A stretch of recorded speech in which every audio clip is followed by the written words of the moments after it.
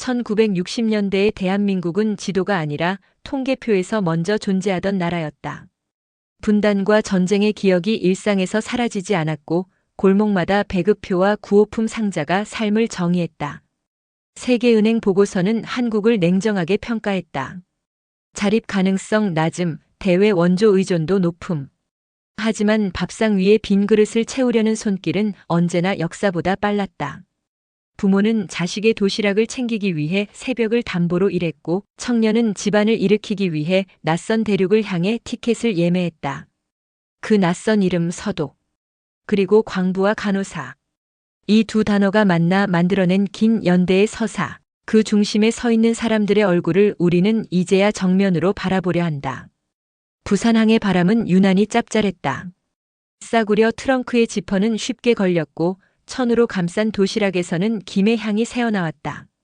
출항을 알리는 백고동이 울리자 누군가는 눈을 감았고 누군가는 마지막으로 카메라 셔터를 눌렀다. 흑백 필름 속에는 웃는 얼굴이 담겼지만 사진 밖의 심장은 떨렸다. 그날의 작별 인사는 간단했다. 사람만 돌아와라. 누군가는 이 말에 고개를 끄덕였고 누군가는 미처 대답하지 못했다. 비행기가 밤하늘로 솟아오를 때 창가 자리에 앉은 청년은 발 아래로. 점점 작아지는 도시의 불빛을 보며 속으로 다짐했다. 이 돌아섬을 후회하지 않겠다. 루루 탄광의 엘리베이터는 마치 깊이를 잊은 우물 같았다. 철제 케이지가 요란하게 떨리며 지하로 떨어질수록 몸의 수분은 빠르게 증발했고 입안은 금세 석탄 가루의 맛으로 가득 찼다. 1000m 아래에서 시작되는 근무는 위도와 언어를 부정했다. 안전모 잘 썼지? 라는 한국말이 헬름 주의. 라는 독일어와 뒤섞여 공기 속에서 부딪혔다. 맨 앞에서 드릴을 밀던 박영수는 팔꿈치로 리듬을 만들었다. 탁탁 휙 탁. 작업대 위 쏟아지는 불꽃은 작은 별물이었고 별 아래에서는 어김없이 누군가가 기침을 했다. 쥐어짜듯 올라오는 기침 소리에 젖은 수건을 덮어 씌우면 일시적으로 남아 공기가 살아났다. 점심시간 빵과 소시지를 나눠 먹을 때면 동료들은 지도 위 한국의 위치를 물었다.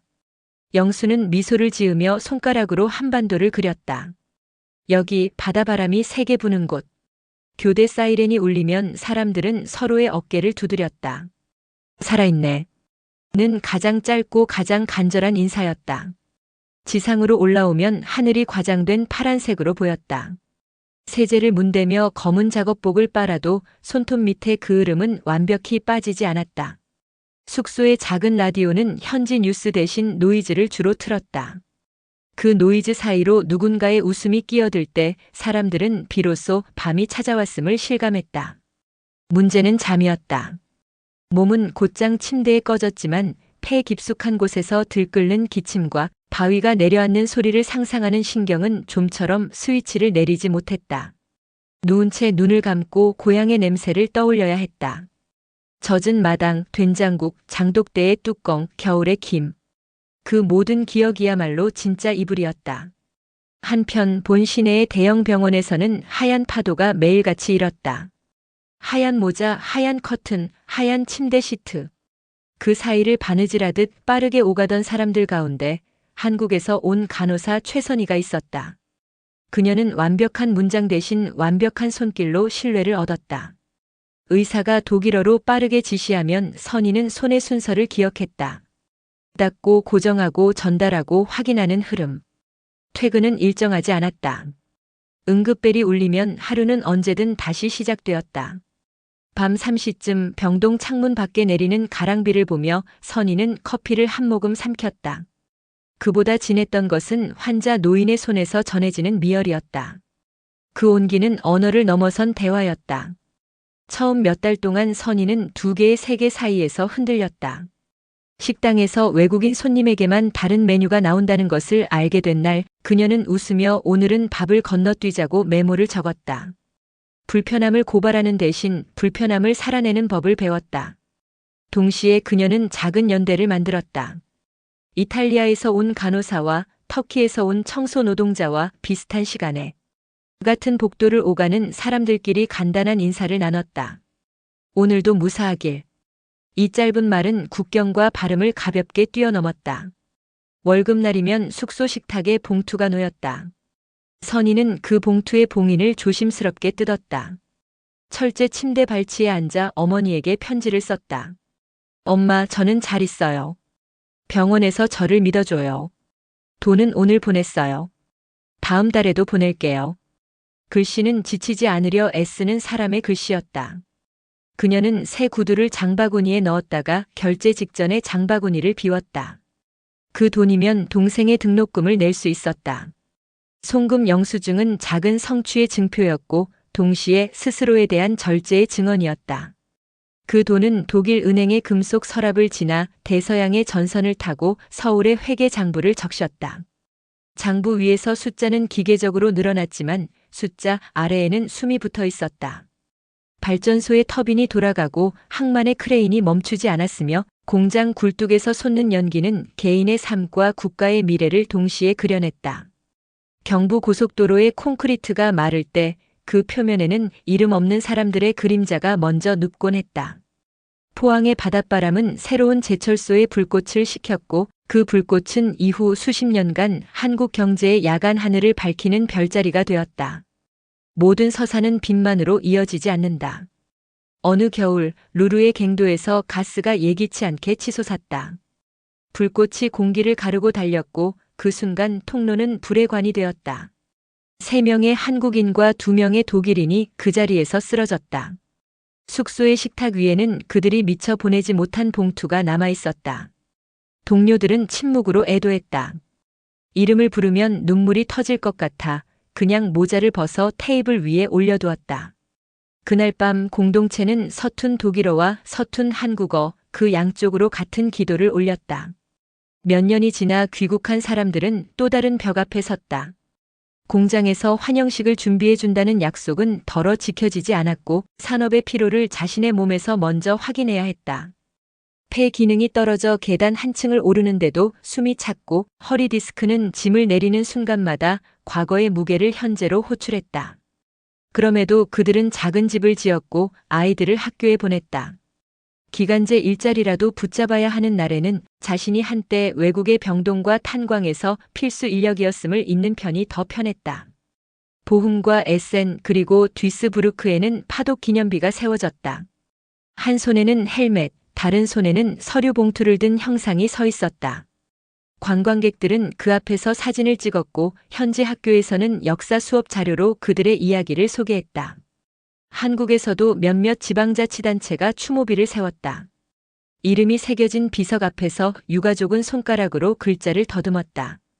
시멘트 가루가 묻은 그 손끝은 마치 한 글자씩 다시 새기는 조각가의 도구 같았다. 인터뷰. 큐 가장 힘들었던 순간은 언제였습니까? A 동료를 두고 올라와야 했을 때요. 그때 엘리베이터가 올라가는 속도가 너무 느리게 느껴졌습니다. 지표면에 닿기 전까지 계속 그 얼굴이 어둠에서 떠다녔어요. 큐 가장 기뻤던 날은요? A 송금 영수증을 들고 우체국에서 나오던 날이요. 그 종이가 내 존재의 영수증 같았거든요. 큐 독일 사람들과는 어떻게 지냈나요? A 처음에는 서로 경계했지만 밤 근무를 함께 몇 번 하다 보니 사람 사는 사정은 비슷하더군요. 새벽에 나눠 먹던 커피 한 잔이 벽을 많이 낮춰주었습니다. 기록은 숫자로 남는다. 송금액, 송출 인원, 산업생산 지표. 그러나 역사는 얼굴로 기억된다. 곡괭이를 쥔 손의 힘줄, 밤새 환자의 손을 잡아주던 손등의 미세한 떨림, 그리고 일요일마다 구석 자리에서 펼쳐보던 고향 사진들. 숫자와 얼굴 사이, 그 틈을 메우는 것이 이야기이고 우리의 몫은 그 이야기를 잊지 않는 일이다. 외화가 본국으로 들어오면 정부는 그것을 여러 갈래로 나누었다.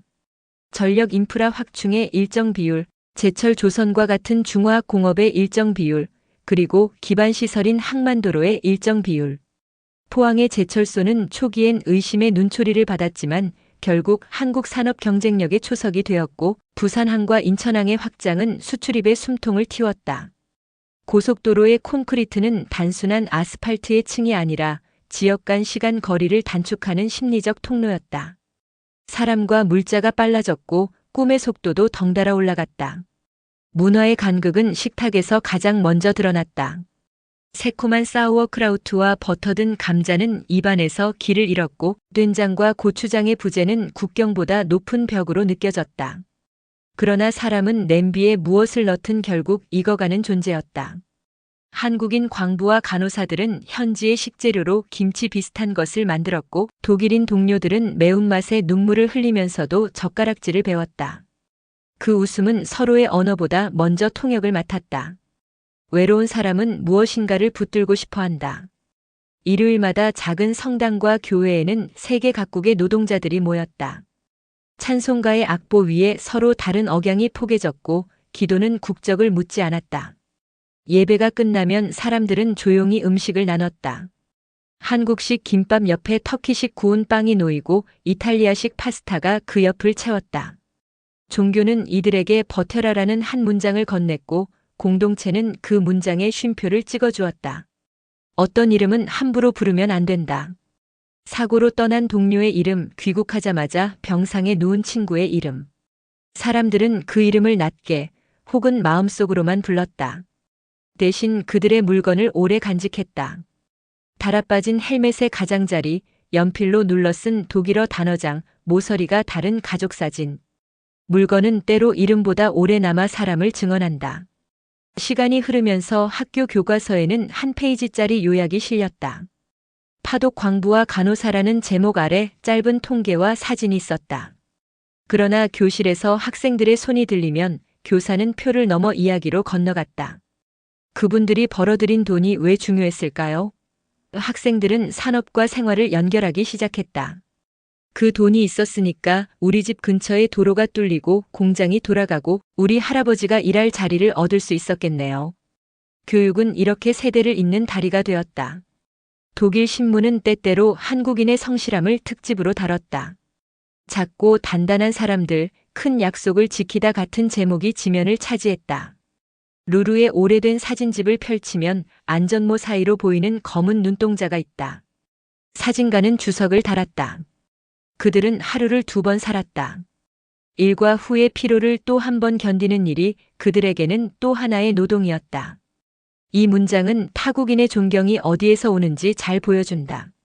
한국의 오래된 집 장롱 서랍을 열면 아직도 누렇고 얇은 영수증이 나온다.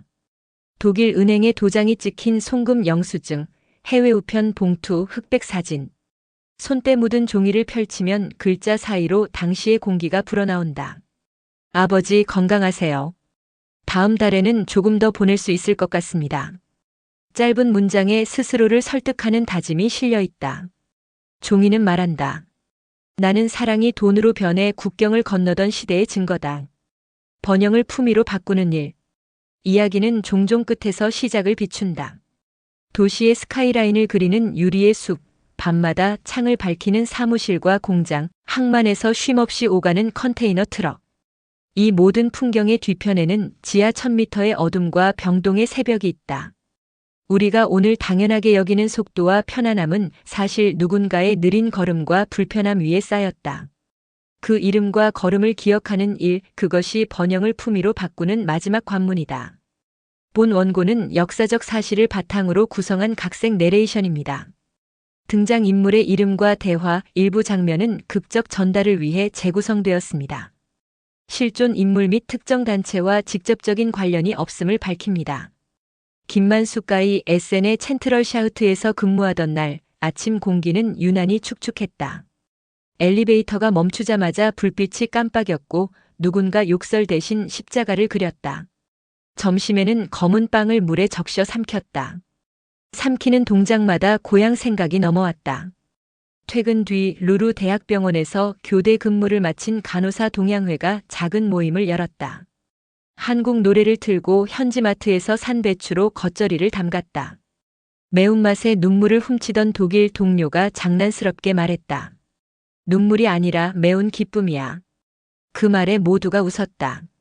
웃음은 그날 최초이자 마지막의 사치였다. 최선희가이 뒤셀도르프의 노르트라인 3호에서 근무하던 날 아침 공기는 유난히 축축했다. 엘리베이터가 멈추자마자 불빛이 깜빡였고 누군가 욕설 대신 십자가를 그렸다. 점심에는 검은 빵을 물에 적셔 삼켰다. 삼키는 동작마다 고향 생각이 넘어왔다. 퇴근 뒤 산타 마리아 클리닉에서 교대 근무를 마친 간호사 동양회가 작은 모임을 열었다. 한국 노래를 틀고 현지마트에서 산 배추로 겉절이를 담갔다. 매운맛에 눈물을 훔치던 독일 동료가 장난스럽게 말했다. 눈물이 아니라 매운 기쁨이야. 그 말에 모두가 웃었다. 웃음은 그날 최초이자 마지막의 사치였다. 이정화가이 듀스부르크의 루르슈타인 7구역에서 근무하던 날 아침 공기는 유난히 축축했다. 엘리베이터가 멈추자마자 불빛이 깜빡였고 누군가 욕설 대신 십자가를 그렸다. 점심에는 검은 빵을 물에 적셔 삼켰다. 삼키는 동작마다 고향 생각이 넘어왔다. 퇴근 뒤 라인 강 종합병원에서 교대 근무를 마친 간호사 동양회가 작은 모임을 열었다. 한국 노래를 틀고 현지마트에서 산 배추로 겉절이를 담갔다. 매운맛에 눈물을 훔치던 독일 동료가 장난스럽게 말했다. 눈물이 아니라 매운 기쁨이야. 그 말에 모두가 웃었다. 웃음은 그날 최초이자 마지막의 사치였다. 한테시가이 함의 차르벤도르프 갱도에서 근무하던 날 아침 공기는 유난히 축축했다. 엘리베이터가 멈추자마자 불빛이 깜빡였고 누군가 욕설 대신 십자가를 그렸다. 점심에는 검은 빵을 물에 적셔 삼켰다. 삼키는 동작마다 고향 생각이 넘어왔다. 퇴근 뒤 성 요한병원에서 교대 근무를 마친 간호사 동양회가 작은 모임을 열었다. 한국 노래를 틀고 현지마트에서 산 배추로 겉절이를 담갔다. 매운맛에 눈물을 훔치던 독일 동료가 장난스럽게 말했다. 눈물이 아니라 매운 기쁨이야. 그 말에 모두가 웃었다. 웃음은 그날 최초이자 마지막의 사치였다. 윤미라가이 도르트문트의 챈트럴샤흐트에서 근무하던 날 아침 공기는 유난히 축축했다. 엘리베이터가 멈추자마자 불빛이 깜빡였고 누군가 욕설 대신 십자가를 그렸다. 점심에는 검은 빵을 물에 적셔 삼켰다. 삼키는 동작마다 고향 생각이 넘어왔다. 퇴근 뒤 루루 대학병원에서 교대 근무를 마친 간호사 동양회가 작은 모임을 열었다. 한국 노래를 틀고 현지마트에서 산 배추로 겉절이를 담갔다. 매운맛에 눈물을 훔치던 독일 동료가 장난스럽게 말했다. 눈물이 아니라 매운 기쁨이야. 그 말에 모두가 웃었다. 웃음은 그날 최초이자 마지막의 사치였다. 정성호가이 쾰른의 노르트라인 3호에서 근무하던 날 아침 공기는 유난히 축축했다.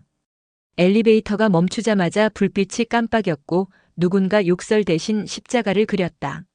점심에는 검은 빵을 물에 적셔 삼켰다. 삼키는 동작마다 고향 생각이 넘어왔다. 퇴근 뒤 산타 마리아 클리닉에서 교대 근무를 마친 간호사 동양회가 작은 모임을 열었다. 한국 노래를 틀고 현지마트에서 산 배추로 겉절이를 담갔다. 매운맛에 눈물을 훔치던 독일 동료가 장난스럽게 말했다. 눈물이 아니라 매운 기쁨이야. 그 말에 모두가 웃었다. 웃음은 그날 최초이자 마지막의 사치였다. 오수진가이 본의 루르슈타인 7구역에서 근무하던 날 아침 공기는 유난히 축축했다. 엘리베이터가 멈추자마자 불빛이 깜빡였고 누군가 욕설 대신 십자가를 그렸다. 점심에는 검은 빵을 물에 적셔 삼켰다. 삼키는 동작마다 고향 생각이 넘어왔다. 퇴근 뒤 라인 강 종합병원에서 교대 근무를 마친 간호사 동양회가 작은 모임을 열었다. 한국 노래를 틀고 현지마트에서 산 배추로 겉절이를 담갔다. 매운맛에 눈물을 훔치던 독일 동료가 장난스럽게 말했다. 눈물이 아니라 매운 기쁨이야. 그 말에 모두가 웃었다. 웃음은 그날 최초이자 마지막의 사치였다. 박영수가이 보훔의 차르벤도르프 갱도에서 근무하던 날 아침 공기는 유난히 축축했다. 엘리베이터가 멈추자마자 불빛이 깜빡였고 누군가 욕설 대신 십자가를 그렸다. 점심에는 검은 빵을 물에 적셔 삼켰다. 삼키는 동작마다 고향 생각이 넘어왔다. 퇴근 뒤 성 요한병원에서 교대 근무를 마친 간호사 동양회가 작은 모임을 열었다. 한국 노래를 틀고 현지마트에서 산 배추로 겉절이를 담갔다. 매운맛에 눈물을 훔치던 독일 동료가 장난스럽게 말했다. 눈물이 아니라 매운 기쁨이야. 그 말에 모두가 웃었다. 웃음은 그날 최초이자 마지막의 사치였다. 김만수가이 SN의 챈트럴 샤우트에서 근무하던 날 아침 공기는 유난히 축축했다. 엘리베이터가 멈추자마자 불빛이 깜빡였고 누군가 욕설 대신 십자가를 그렸다. 점심에는 검은 빵을 물에 적셔 삼켰다. 삼키는 동작마다 고향 생각이 넘어왔다. 퇴근 뒤 루루 대학병원에서 교대 근무를 마친 간호사 동양회가 작은 모임을 열었다. 한국 노래를 틀고 현지마트에서 산 배추로 겉절이를 담갔다. 매운맛에 눈물을 훔치던 독일 동료가 장난스럽게 말했다. 눈물이 아니라 매운 기쁨이야. 그 말에 모두가 웃었다. 웃음은 그날 최초이자 마지막의 사치였다. 최선희가이 뒤셀도르프의 노르트라인 3호에서 근무하던 날 아침 공기는 유난히 축축했다. 엘리베이터가 멈추자마자 불빛이 깜빡였고 누군가 욕설 대신 십자가를 그렸다. 점심에는 검은 빵을 물에 적셔 삼켰다. 삼키는 동작마다 고향 생각이 넘어왔다. 퇴근 뒤 산타 마리아 클리닉에서 교대 근무를 마친 간호사 동양회가 작은 모임을 열었다. 한국 노래를 틀고 현지마트에서 산 배추로 겉절이를 담갔다. 매운맛에 눈물을 훔치던 독일 동료가 장난스럽게 말했다. 눈물이 아니라 매운 기쁨이야. 그 말에 모두가 웃었다. 웃음은 그날 최초이자 마지막의 사치였다. 이정화가이 듀스부르크의 루르슈타인 7구역에서 근무하던 날 아침 공기는 유난히 축축했다. 엘리베이터가 멈추자마자 불빛이 깜빡였고 누군가 욕설 대신 십자가를 그렸다. 점심에는 검은 빵을 물에 적셔 삼켰다. 삼키는 동작마다 고향 생각이 넘어왔다. 퇴근 뒤 라인 강 종합병원에서 교대 근무를 마친 간호사 동양회가 작은 모임을 열었다. 한국 노래를 틀고 현지마트에서 산 배추로 겉절이를 담갔다. 매운맛에 눈물을 훔치던 독일 동료가 장난스럽게 말했다. 눈물이 아니라 매운 기쁨이야. 그 말에 모두가 웃었다. 웃음은 그날 최초이자 마지막의 사치였다. 한태식가이 함의 차르벤도르프 갱도에서 근무하던 날 아침 공기는 유난히 축축했다. 엘리베이터가 멈추자마자 불빛이 깜빡였고 누군가 욕설 대신 십자가를 그렸다. 점심에는 검은 빵을 물에 적셔 삼켰다. 삼키는 동작마다 고향 생각이 넘어왔다. 퇴근 뒤 성 요한병원에서 교대 근무를 마친 간호사 동양회가 작은 모임을 열었다. 한국 노래를 틀고 현지마트에서 산 배추로 겉절이를 담갔다. 매운맛에 눈물을 훔치던 독일 동료가 장난스럽게 말했다. 눈물이 아니라 매운 기쁨이야. 그 말에 모두가 웃었다. 웃음은 그날 최초이자 마지막의 사치였다.